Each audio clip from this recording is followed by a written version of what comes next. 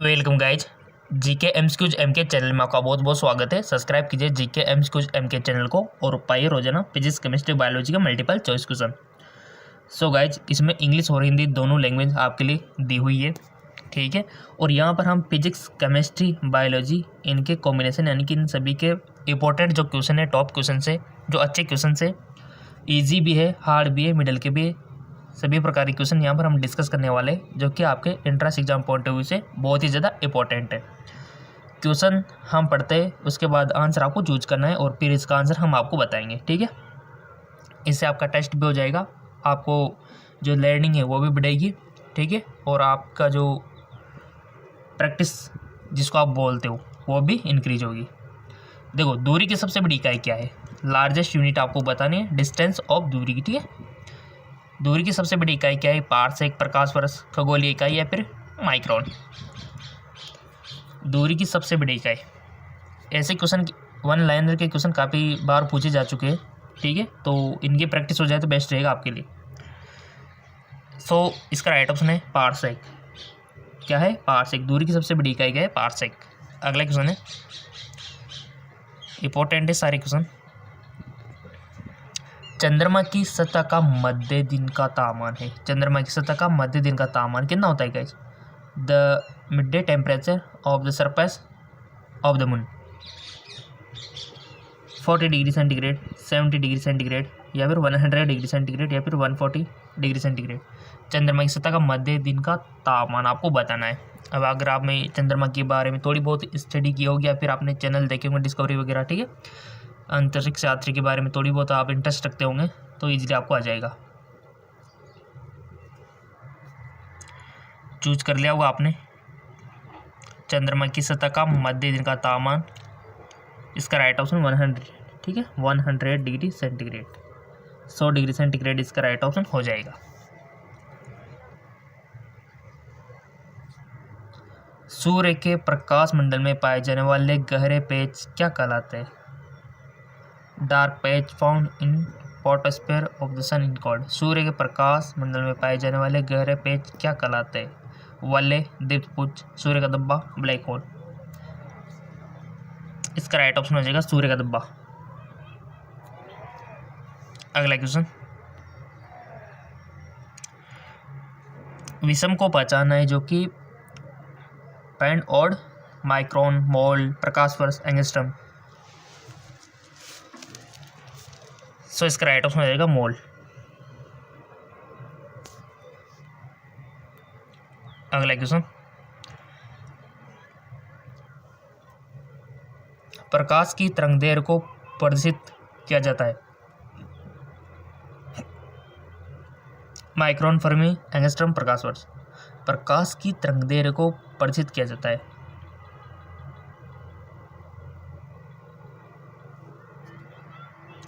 सो इसका right option हो जाएगा आपका एंगस्ट्रम, ठीक है। क्या हो जाएगा? एंगस्ट्रम। प्रकाश की तरंगदैर्घ्य को प्रदर्शित किया जाता है, एंगस्ट्रम इसका राइट ऑप्शन हो जाएगा। अगला question, the SI unit of temperature यानी कि ताप की एसआई इकाई है? Second, kelvin, Celsius, Fahrenheit. ताप की एसआई इकाई। सो इसका राइट ऑप्शन हो जाएगा आपका केल्विन, ठीक है। केल्विन इसका राइट ऑप्शन हो जाएगा।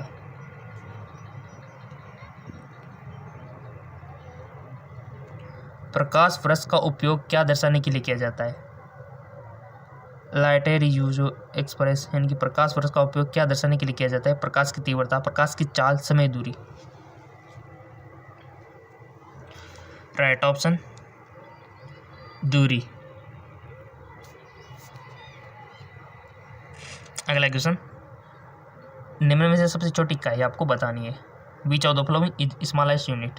Micron, Fermi, kilometre, millimetre. Right option is Fermi. अगला क्वेश्चन, 1 मीटर लंबाई में कितने जीवाणु होते हैं? देखिए यहाँ पर जो दिया हुआ है कि जीवाणु का आकार 1 माइक्रो है, 1 मीटर लंबाई में कितने जीवाणु होंगे? जीवाणु का आकार यहाँ पर दिया हुआ है, तो 1 मीटर लंबाई में कितने होंगे गाइस? बहुत अच्छा क्वेश्चन है।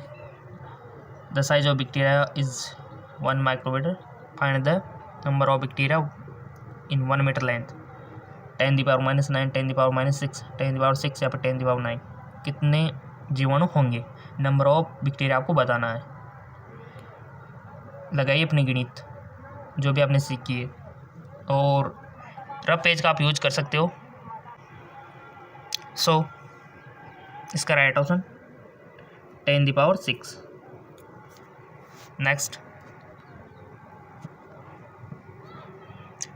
निम्न में कौन सा यौगिक ओलियम से मिलता है? ओलियम जानते हो ना गाइज, केमिस्ट्री पढ़ी होगी आपने तो इजीली आ जाएगा।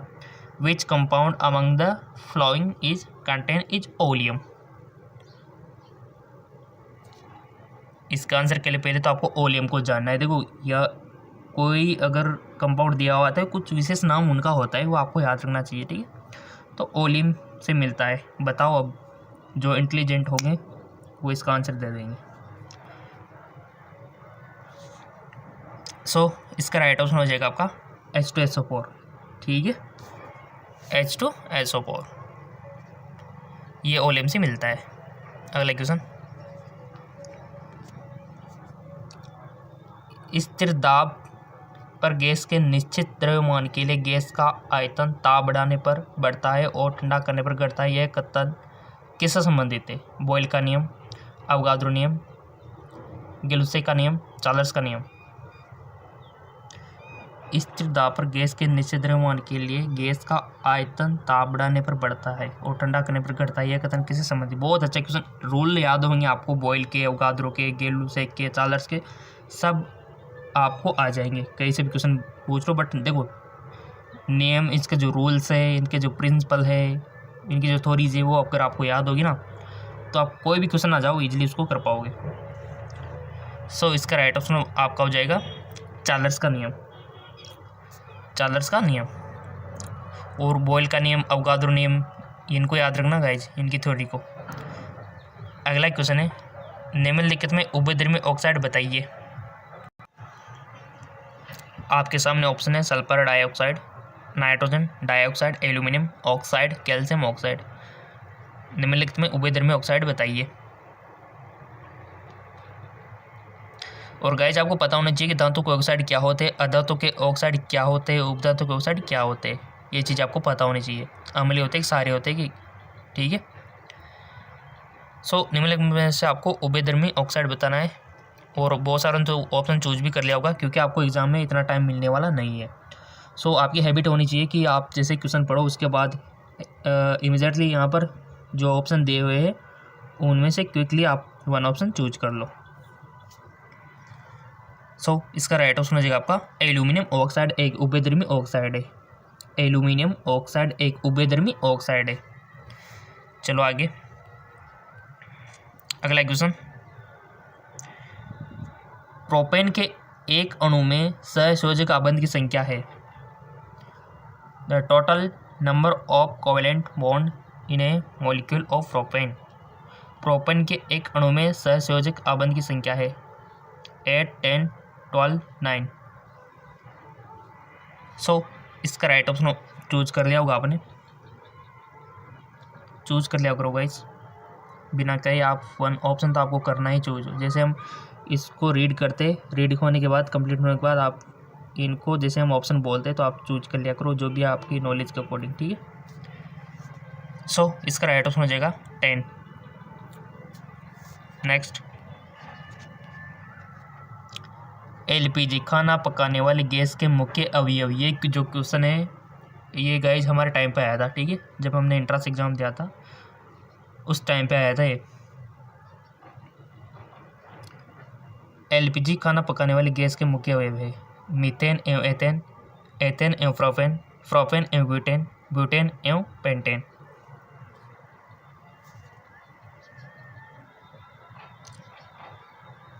खाना पकाने वाली गैस का मुख्य अवयव आपको बताना है, क्या होता है इसमें, चूज कीजिए।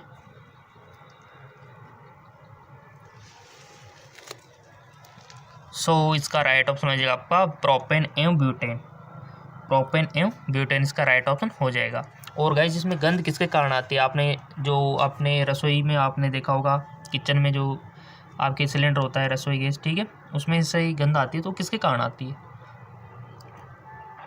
मेथाइल मेरकैप्टोन, मेथाइल मेरकैप्टोन, याद रखना इसको, ठीक है।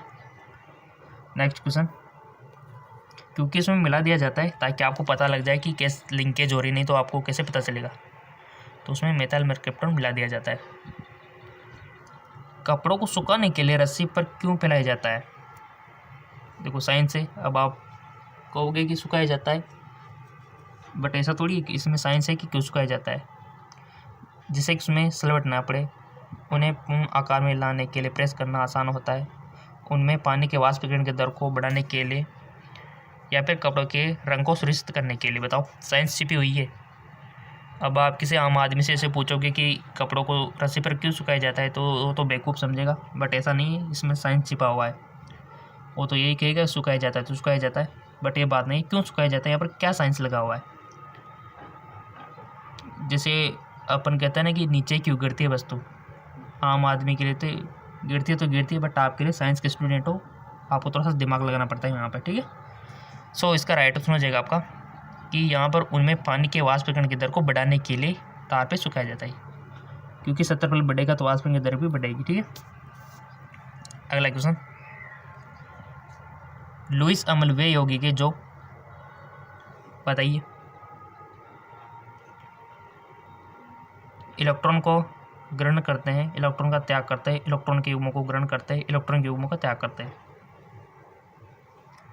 लुईस अमल वे यौगिक के जो, बताओ। इसका राइट ऑप्शन हो जाएगा आपका इलेक्ट्रॉन के युग्मों को ग्रहण करते हैं, इलेक्ट्रॉन के युग्मों को ग्रहण करते, राइट। अगला क्वेश्चन, दहन की प्रक्रिया में गैस का अवशोषण होता है और गैस बाहर निकलती है। बताओ, during the combustion process of gas which absorb in and the gas give out. दहन की प्रक्रिया में कौन सी गैस का अवशोषण होता है और कौन सी गैस बाहर निकलती है? बताओ अब आंसर। N2 अवशोषित होती है, CO2 निकलते हैं, CO यानी कि कार्बन मोनोऑक्साइड अवशोषित होती है, CO2 बाहर निकलते हैं, O2 अवशोषित होती है, CO2 बाहर निकलते हैं, N2 अवशोषित होती है या फिर O2 बाहर निकलते हैं दहन की प्रक्रिया में। इसका राइट ऑप्शन हो जाएगा आपका O2 CO2, यानी कि O2 अवशोषित होती है और CO2 बाहर निकलती है दहन की प्रक्रिया में। जी हाँ, बिल्कुल। O2 क्या होता है गाइस, अगर किसी भी चीज़ को जलाना है तो ऑक्सीजन की रिक्वायरमेंट होगी, और जैसे वो जलेगी तो CO2 छोड़ेगी, ठीक है। सिंपल सी बात है, बिना ऑक्सीजन के आप पढ़ते आ रहे होंगे कि किसी भी चीज़ का जलना पॉसिबल नहीं है, ऑक्सीजन है तभी जलती हो कोई भी वस्तु होगी, ठीक है। अगला क्वेश्चन, बेकिंग सोडा में टार्टरिक अम्ल का क्या कार्य है? What is the function of tartaric acid baking powder? Baking के समय सोडियम कार्बोनेट को उदासीन करने के लिए, मधुरक की तरह बुनी वस्तु को हल्का तथा परिफलन करने के लिए, परीक्षण की तरह। टाइम दिया जा रहा है आपको ऑप्शन चूज करने का, कोई दिक्कत नहीं।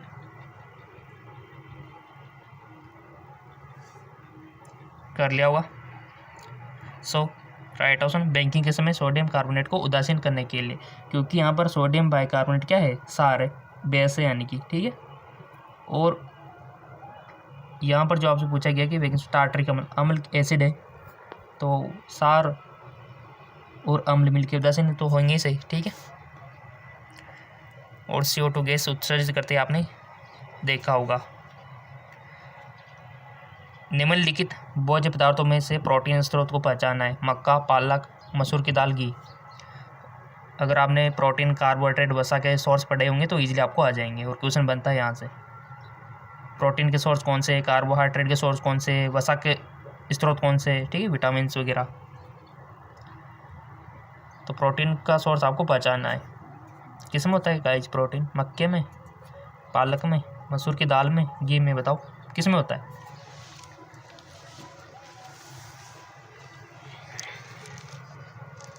चूज कर लिया होगा। इसका राइट ऑप्शन है मसूर की दाल में। सिंपल सी बात है, दिमाग लगाने वाली बात है कि दालों में ही तो प्रोटीन होती है, ठीक है ना। और जो घी, तेल, चिकनी चीज़ें होती है, इसमें क्या होता है गाइस, इनमें होता है फैट यानी कि वसा, ठीक है। और पालक में आयरन, इस प्रकार विटामिन आप याद रख सकते हो। प्रोटीन, कार्बोहाइड्रेट में क्या आता है, मीठी चीज़ें, जैसे शुगर हो गया, गुड़ हो गया, ठीक है, जितनी भी मीठी चीज़ें ना वो आ जाएगी।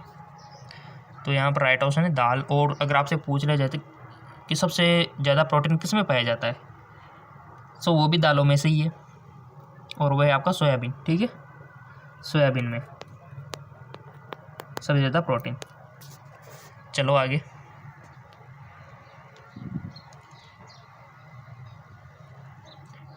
निम्नलिखित में से क्या जंतुओं से प्राप्त नहीं होता है, यानी कि आपको याद होना चाहिए कि क्या क्या प्राप्त होता है।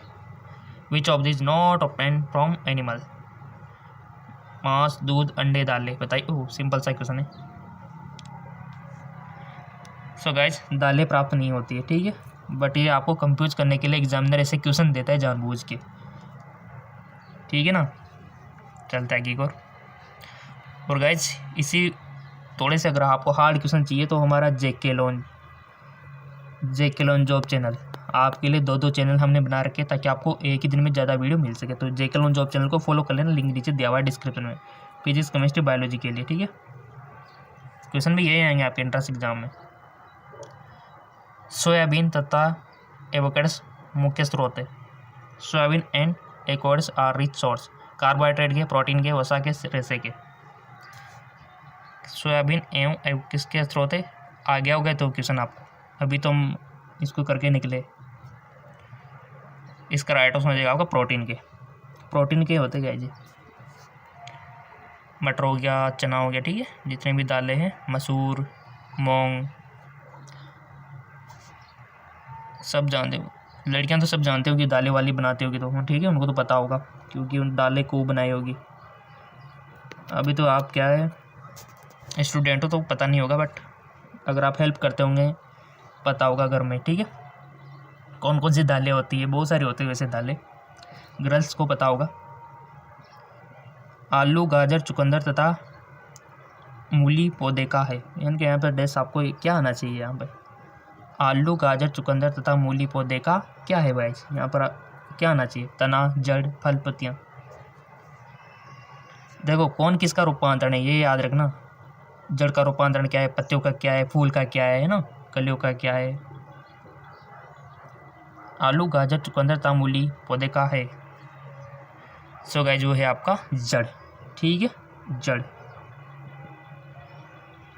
चुकंदर, मूली, जड़, ठीक है। अगला क्वेश्चन देखो, मिस प्रिंट हो, कोई भी क्वेश्चन हो जाए तो बोल दिया करो, ठीक है, नेक्स्ट वीडियो में उसको सोल्व कर लेंगे, हो सकता है कोई भी क्वेश्चन मिस प्रिंट। निम्नलिखित में से किसको लाल मांस में सम्मिलित नहीं किया जाता है, बकरी का, मुर्गी का, सूअर का, उपयोग में से कोई नहीं। सो राइट ऑप्शन हो जाएगा आपका मुर्गी का, ठीक है। अगला क्वेश्चन, नट का अच्छा स्रोत है, नट आर गुड सोर्स, प्रोटीन का, वसा का, ए और बी दोनों का, विटामिन का। नट आपने देखा होगा ना, खाने का आता है, ठीक है। और अभी तक आपने फेसबुक, इंस्टाग्राम पे फॉलो नहीं किया तो लिंक हमने नीचे डिस्क्रिप्शन में दे रखा है, फॉलो कर लेना। और अगर आपको इसी प्रकार के क्वेश्चन चाहिए तो बता देना, या फिर आपको पहले वाले चाहिए जो हम करते आ रहे थे तो बता देना कमेंट करके, क्योंकि उसके अकॉर्डिंग ही वीडियो हम आपके लिए बनाएंगे। किस इसी प्रकार के चाहिए या फिर पहले वाले चाहिए। सो इसका राइट ऑप्शन हो जाएगा गाइस आपका ए और बी दोनों, यानी कि प्रोटीन का और वसा का दोनों का नट अच्छा स्रोत है, तो बेस्ट होता है बी। और कमेंट करके आप बताइए कि आपको इसी प्रकार के वीडियो चाहिए या फिर पहले वाले वीडियो चाहिए।